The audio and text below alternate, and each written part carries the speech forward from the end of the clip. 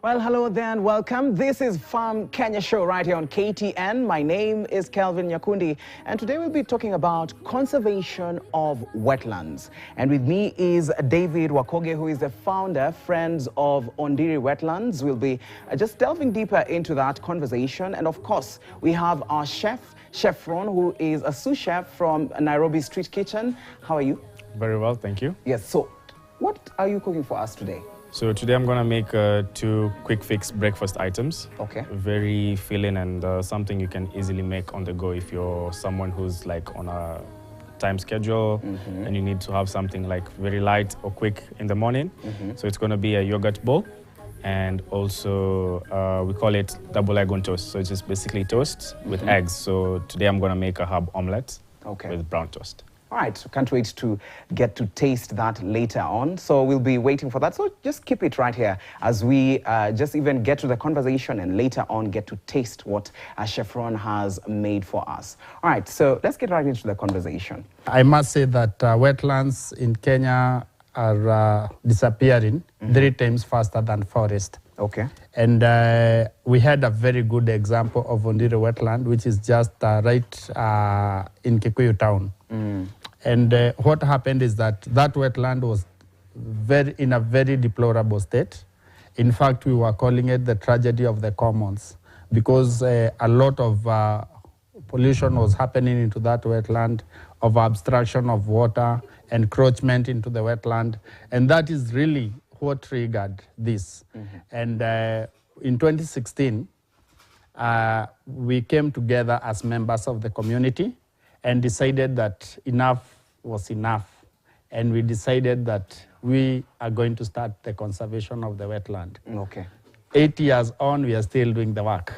Yes. So 8 years on, and when we look at, in terms of the growth of the region, now let us look at the importance of this to the environment. What are some of the gains that have been there in terms of making sure that the environment around it has improved? Because 8 years on, that's a long time. A long time. So what are some of the advantages that you have gained through having such a wetland in such an area? First, Ondiri wetland is the only highland bog we have in the Republic of Kenya. It is also the second deepest peat bog we have in Africa, after the one in Douala, Cameroon. Ondiri wetland is also the farthest source of the biggest river basin we have in the Republic of Kenya, which is the Athi River Basin. Ondiri wetland also gives water to Kikuyu Springs. And Kikuyu Springs is the oldest source of piped water for the city of Nairobi, connected in 1906. The other thing is that it is the biggest water reservoir we have in Kikuyu constituency.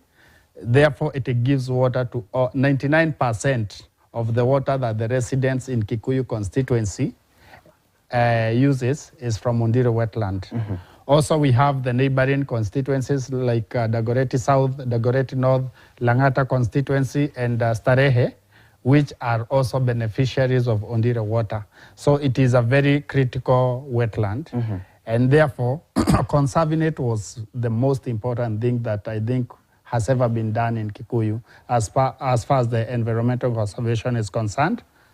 And also, it is the biggest green space we have in Kikuyu constituency. All right.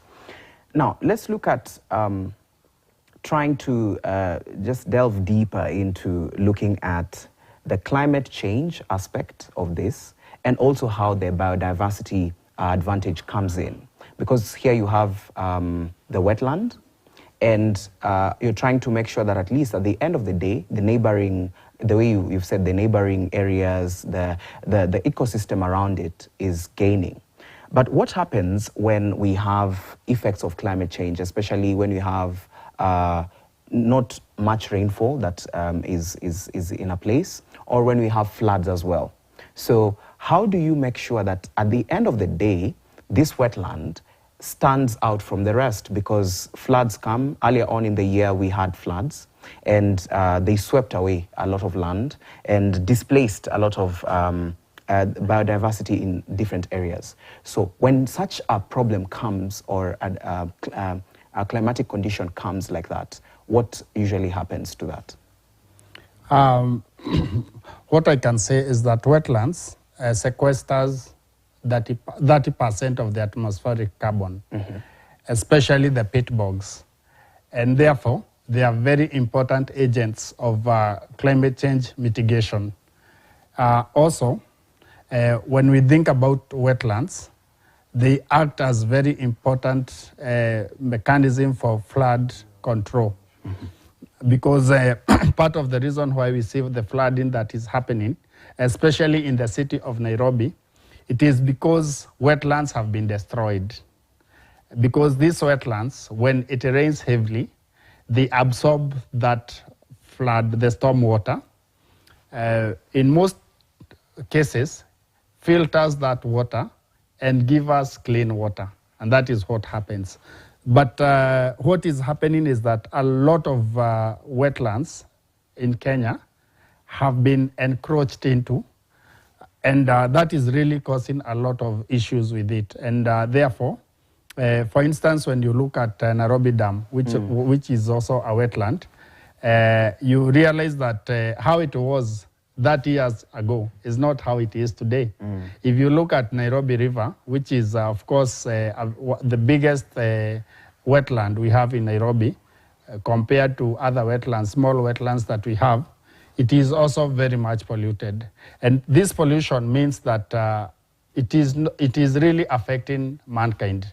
And as you have seen through history, is that in the past we have had wars refugees, we have had famine refugees, we have had many types of refugees. But in our generation, what we are going to experience is climate refugees.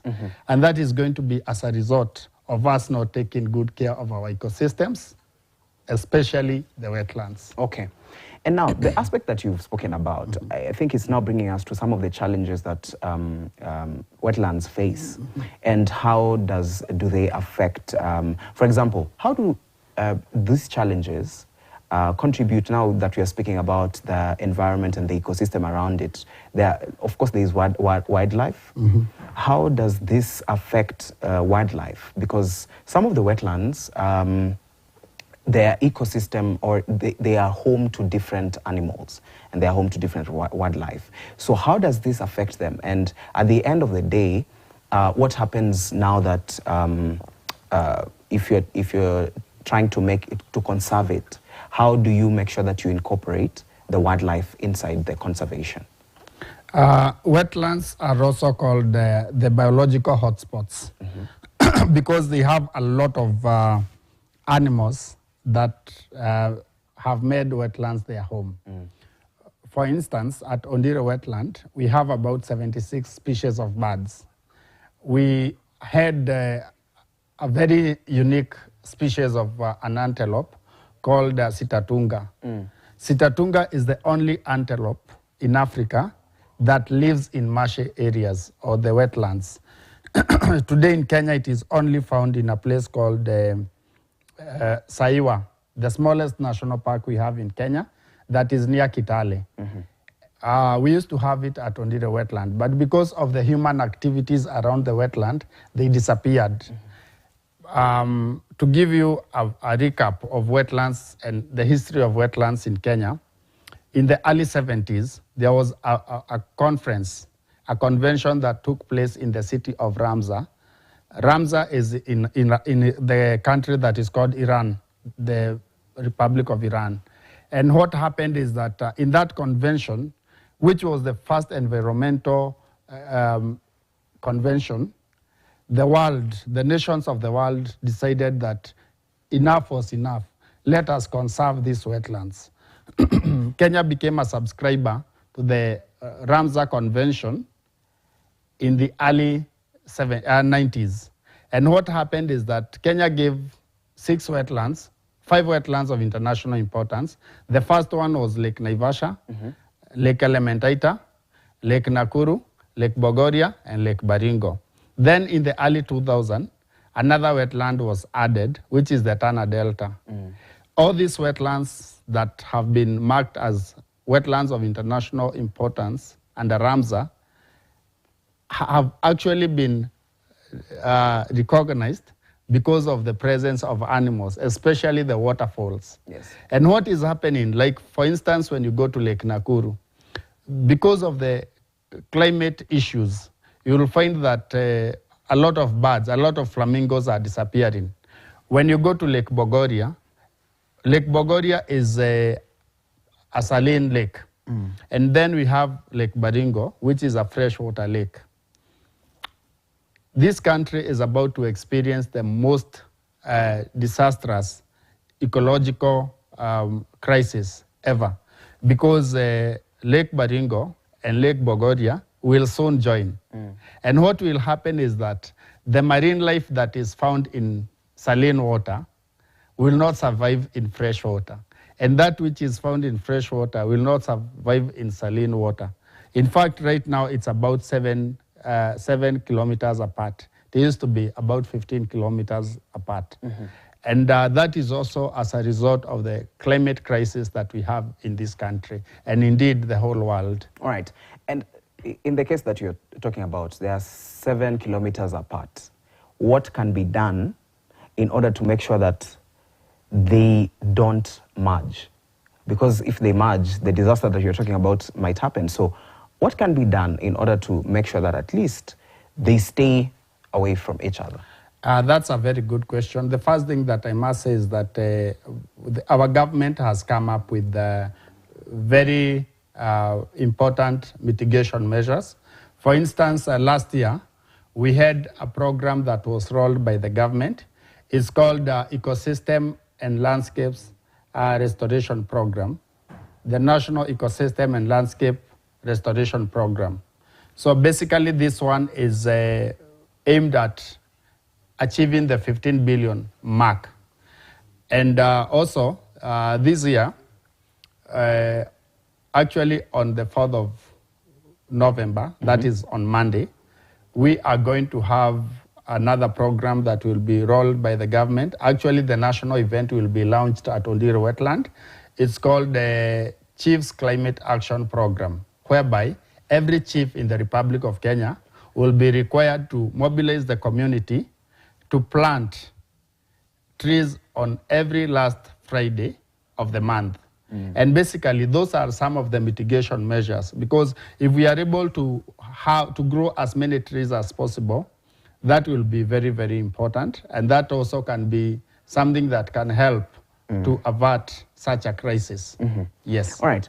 And now that you're bringing in communities, in terms of awareness, how aware are the communities around these wetland areas? When we look at the areas that you've mentioned, what can be done in order for everyone in the community to get involved? Because now you've said the project that is coming up, that locals are supposed to be planting trees every Friday, every week on Friday, or every Friday of... Every last Friday of the month. Of the month, yes. right? So such efforts towards conservation and awareness, where can we start from as a society? The most important thing is that conservation is deliberate, and conservation is voluntary, and conservation is something that even the small kids should be taught about at early days. Because part of what happens is that when God created the first man and woman, he gave them the Garden of Eden, which was not polluted.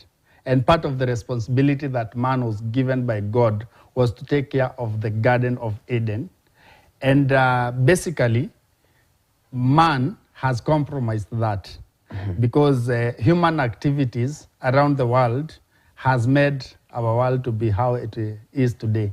And therefore, conservation should be mandatory, whereby even in schools, that is something that should be part of the curriculum.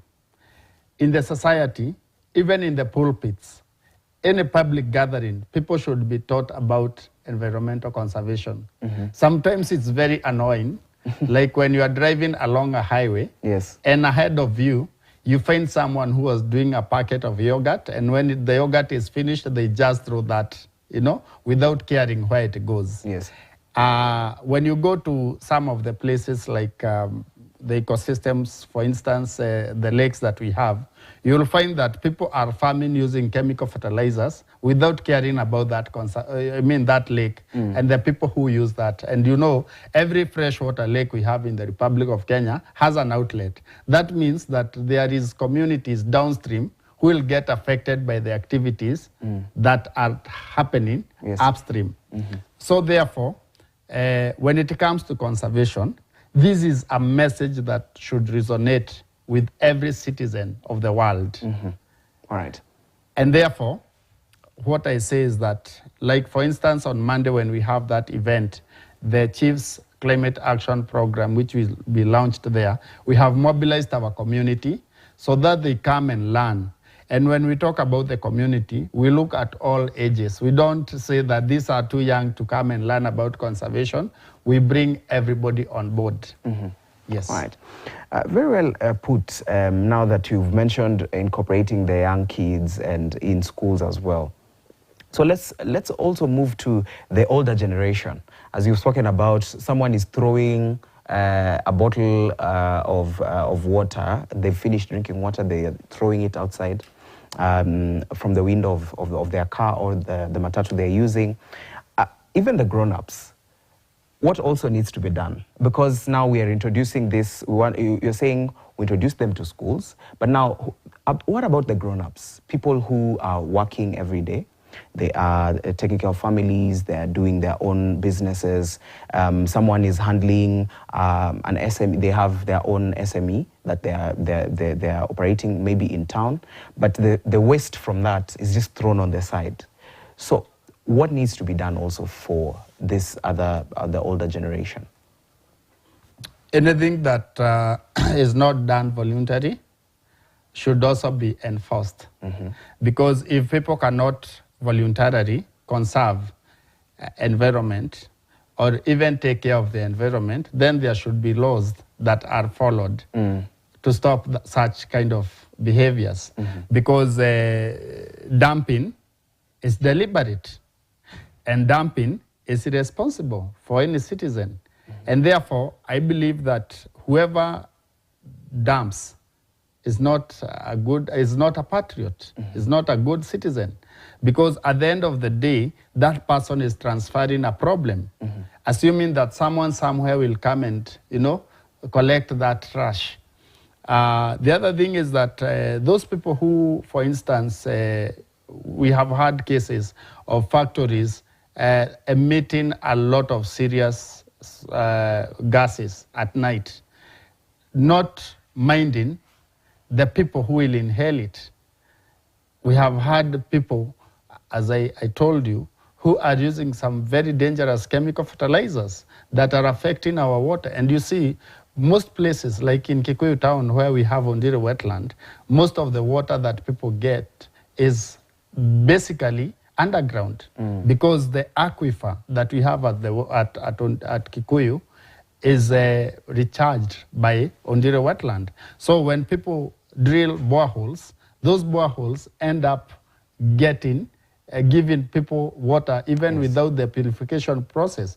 And that means that if there is some kind of pollution that is happening into that water, you will end up drinking it. In fact, some metals that are found in water and which are found because of human irresponsibility there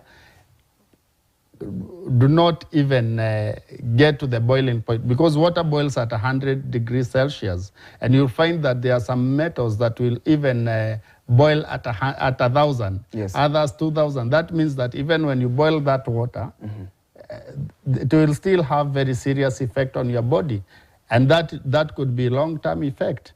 That's why, in fact, I know there is a street in Kikuyu at a place called Kidifamako, where about every compound lost a member of the family due to cancer.